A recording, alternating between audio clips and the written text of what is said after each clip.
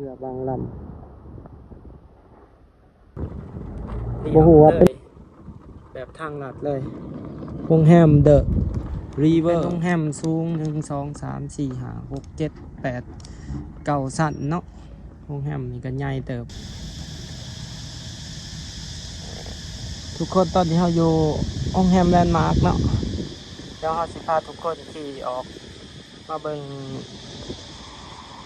โครงการการเจือนแคมป์ของเวียงจันทน์เฟส 2เนาะ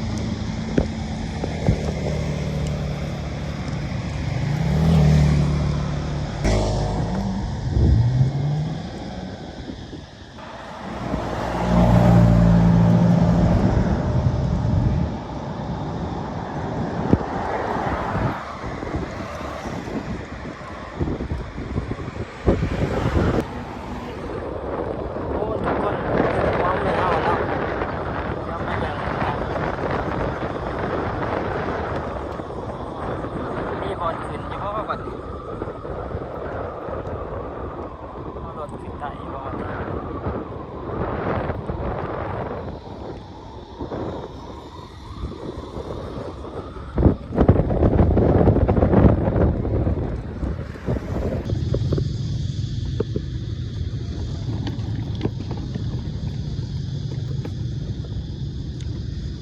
โอ้ตอนนี้เวลา2 โมงทุกคน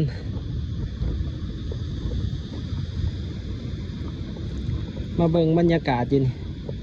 โอ้มีแต่คนมาตึกเวทหลายขนาด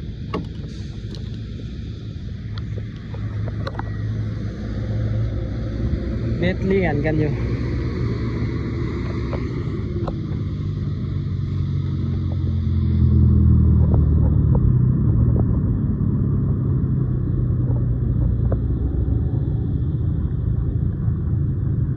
อากาศกับบ่ฮ้อนปานใดทุกคนมันนี่อากาศ30 องศาเนาะถือว่าบ่ฮ้อนบ่หนาวพอดีเลยมันนี่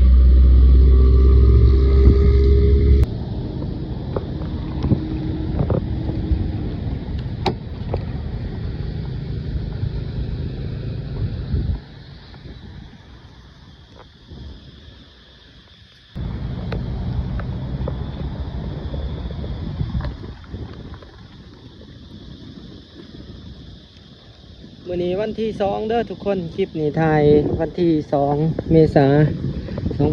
2025เนาะโอ้บอนหันเป็นเรือหาปลาเขาเจ้าเอาเรือมาจอดเทียบท่าอยู่นี่เนาะทางนั้นกับแถวเนาะไก่แถวเขตหลักสี่แหละทุกคนแถวนี้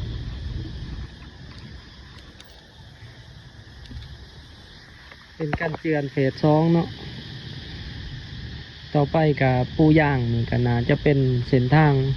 เรียบแคมคลองอีกเส้นหนึ่งทุกคนที่ระบายการจราจรได้อีกเนาะวันนี้ก็เป็นเรือแพที่เขาเจ้าหาปลาเนาะอยู่บนโอ้ทางฝั่งไทยทางนั้นโมเมนต์เขาเจ้าเฮ็ดเป็นจุดท่องเที่ยวว่าบนนะเดี๋ยวขี่ไปไกลๆแล้วก็ไปสูบเบิ่งทุกคน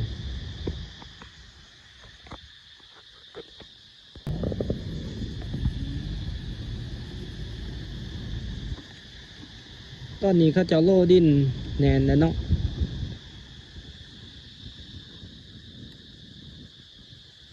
อย่าหาปลา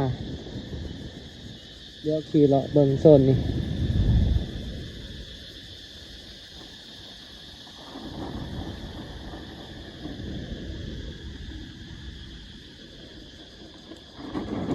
เขตหลักสี่ดอนปลาไม้เนาะทางสายมือโอ้ปีนี้มักม่วง เป็นร้ายขนาดปีนี้ดอกดีขนาดมักม่วงโอ้ทุกคนทางเป็นหาดโอ้โหว่าเขาเห็ดหยังน่าจะเห็ดเป็นบอนท่องเที่ยวว่าทาง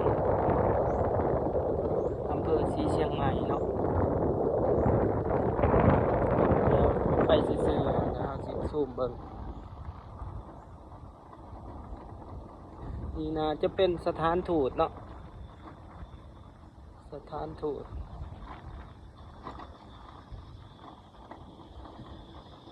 มีน้ำหลวดมักจับเขาเจ้า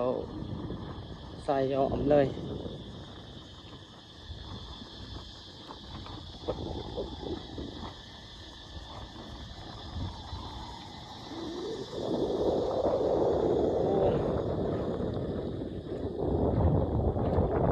น่าจะแมนเขาเจ้าเฮ็ดเป็นบอนท่องเที่ยวเนาะทุกคนเป็นบอนมีบอนดินน้ำแล้วก็มีตังเขาเจ้าจัดโตเป็นสุดโอ้เป็นบอนดินน้ำทางฝั่งไทยเนาะอำเภอศรีเชียงใหม่เดี๋ยวสิซูมให้ทุกคนเบิ่งโอ้ยกล่องเฮามันซูมบ่ได้ใกล้ปานไหนคันเป็น S 25นี่ S 25นี่ที่ว่าน่าจะซูมได้เห็นแจ้งดีคุณเนาะทางนั้นก็จะเฮ็ดเป็นตูบเนาะแล้วก็มีผากันแสงมุ้งแล้วก็โต๊ะตังเป็นสุดเนาะโต๊ะตังย่างเป็นสุดเขาจะเฮ็ดเรียนให้นั่งแล้วก็มีกงเบ้งก็จะเฮ็ดเป็นหาดให้คนลงมาเที่ยวเนาะก็มีหาดอาหารที่ว่าคนลงมาเที่ยวหลายเติบเนาะจากที่เราเห็นรถก็หลายเติบ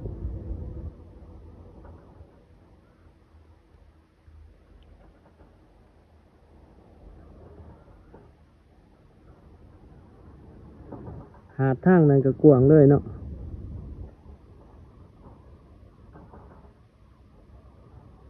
จุดศูนย์กลางเศรษฐกิจเราอยู่ซื่อๆกับพุ่นเนาะซื่อๆกับหาดดอนจันทน์พุ่นละ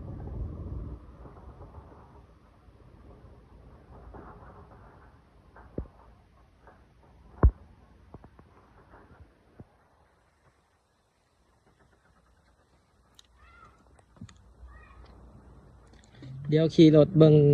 กันต่อทุกคนตามสายเรียบคลองนี่เนาะโครงการกันเจือนเฟส2นี่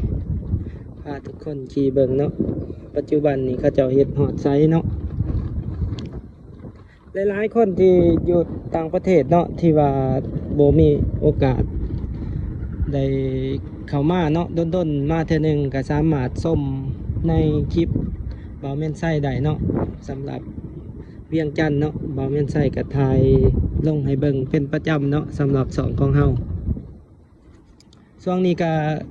ใกล้ฮอดปีใหม่แล้วทุกคน ถือว่าของการหรือว่าบางบ่อนเนาะก็เริ่มกินเลี้ยงแล้วทุกคนมื้อนี้เห็นเริ่มนุ่งสุดปีใหม่กินเลี้ยงกันละ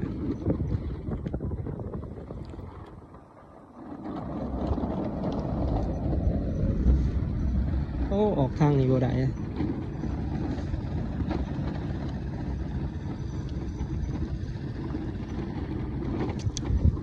เดี๋ยวมาเบิ่งบอลเข้าจอเทื่อทุกคนเป็นทาเหือแต่เหือใหญ่เหือบักเลยเนาะ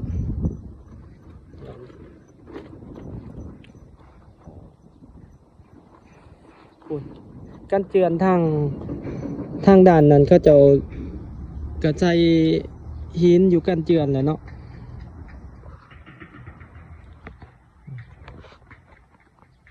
ทางฝั่งไทยฝั่งนั้นเขาจะกระสางกันเจือนเนาะ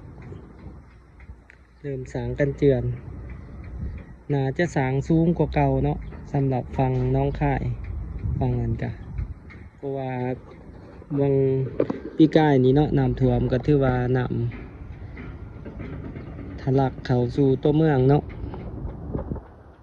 เพราะว่ากันเจือนเขาจะต่ำกว่าทางเวียงจันทน์น่าจะประมาณ1 เมตรนี่แหละเนาะห่างกันจะบ่ห่างกันหลายดอก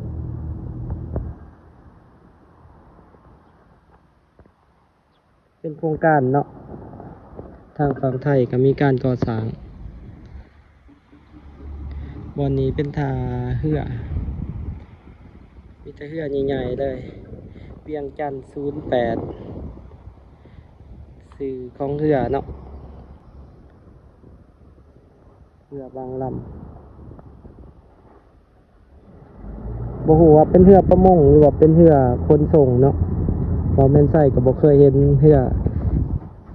อยู่ในนี่แล่นออกจากเทือ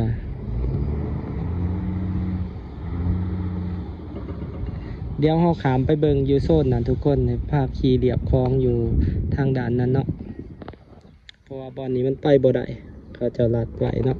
เราสิออกไปทางนี้ทางลักซี่แล้วก็ขี่โค้งขึ้นไปเทิงเดี๋ยวไปเบิ่งกันทุกคน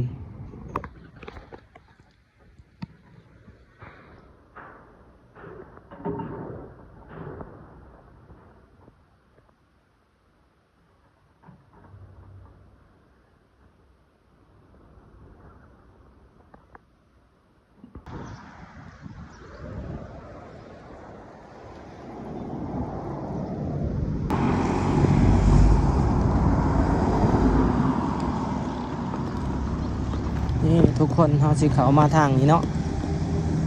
เดี๋ยวมาเบิ่งกันบอนนี้มาเบิ่งโครงการกันเจือนเนาะ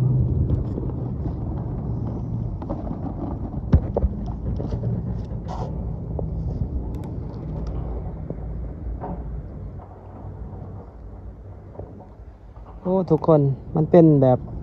จิ๊กซอว์เนาะที่เขาจะเอามาต่อใส่บอลเดี๋ยวขี่เลาะเบิ่งทุกคน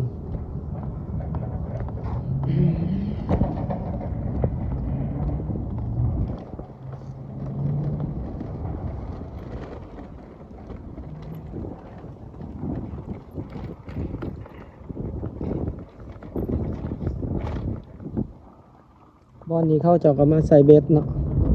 หลาย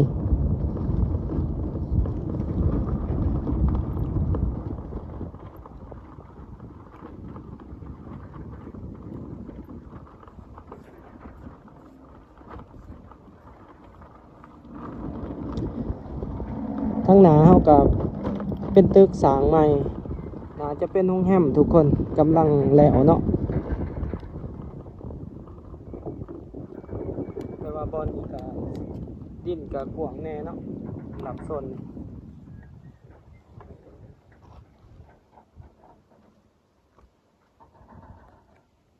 ทางนั้นเนาะทุกคนทางฝั่งไทยเขาเจะกำลังเฮ็ดกันเจือน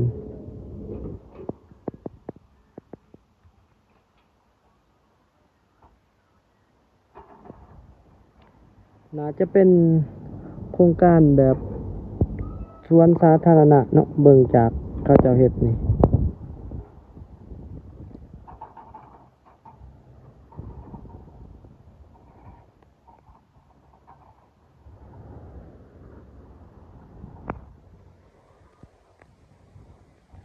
เดี๋ยวขี่ไปเบิ่งโซนนั้นเนาะ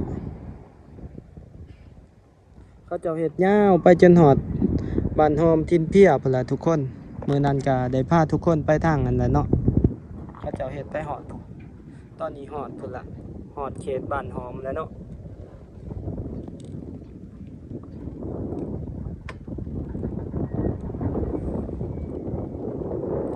ต่อไปขี่รถไปบ้านหอมทินเพียในอนาคตบางเทื่อขี่ตามเรียบนี้เลยเนาะทุกคนไปวัดทงถาดนี่ถือว่าขี่รถทางนี่สิไวกว่าอีกเนาะสิไวกว่าเส้นทางจีนายโมอีกได้นี่เพราะว่าตัวนี้มันจะมีความซื่อกว่าเรียบเลยแบบทางลัดเลยโรงแรมเดอะริเวอร์โรสป่ะริเวอร์โรส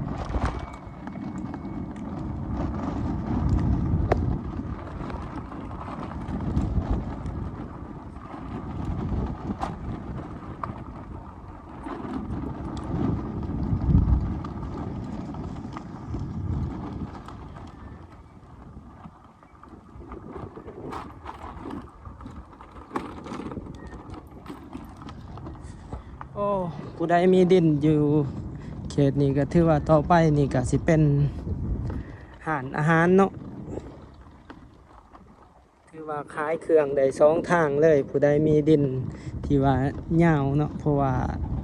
ทางด่านนั้นก็เป็นเส้นทางใหญ่อีกเนาะ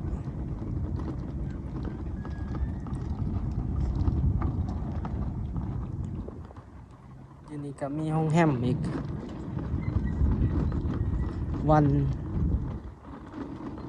ริเวร่า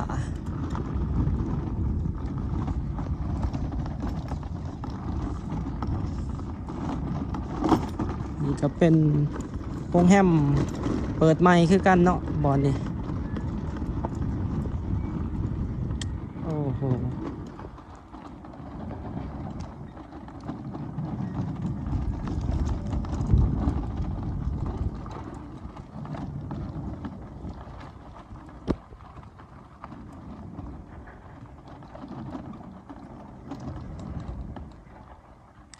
ทางนั้นเขาเจ้ายังปรับหนาดินอยู่ทุกคนนี่เป็นห้องแฮมสูง1 2 3 4 5 6 7 8 9 สั้นเนาะห้องแฮมนี่ก็ใหญ่เติบ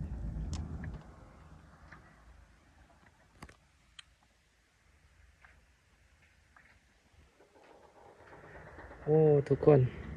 กับประมาณนี้เนาะตอนนี้สำหรับเส้นทางแคมป์คลองกันเจือนแคมป์คลองเนาะเขตหลักสี่หลักหาเนาะขึ้นมาทางถนนท่าเรือทุกคนตอนนี้เป็นถนนเลียบคลองเนาะคุณแหละตอนนี้เขาจะก่อสร้างต่อเนื่องกันไปเนาะน่าจะหอดแถว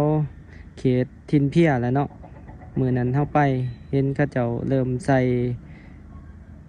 อันนี้แล้วเนาะกันเจือนแล้วแถวทินเพียค่ะนี่ก็เป็นห้องแฮมอีกห้องแฮมหนึ่งที่กำลังเปิดใหม่ทุกคนมีรูปท็อปนำเนาะด้านบนบอนส้มวิวอีกกสิมีอยู่ประมาณนี้เด้อทุกคนสำหรับในคลิปนี้เนาะถ้าผู้ใดมักหรืออยากสนับสนุนกันก็อย่าลืมกดไลค์กดแชร์ในเด้อทุกคนเพื่อเป็นกำลังใจให้กันเนาะในการเฮ็ดคลิปในการถ่ายสถานที่ต่างๆในหลายๆบอนที่เฮาได้ไปเนาะตอนนี้ก็ต้องขอกล่าวคำว่าขอบใจแล้วก็สบายดีกันเบิดสุขุสุคนที่ให้การรับชมคลิปนี้จนจบเนาะบ๊ายบาย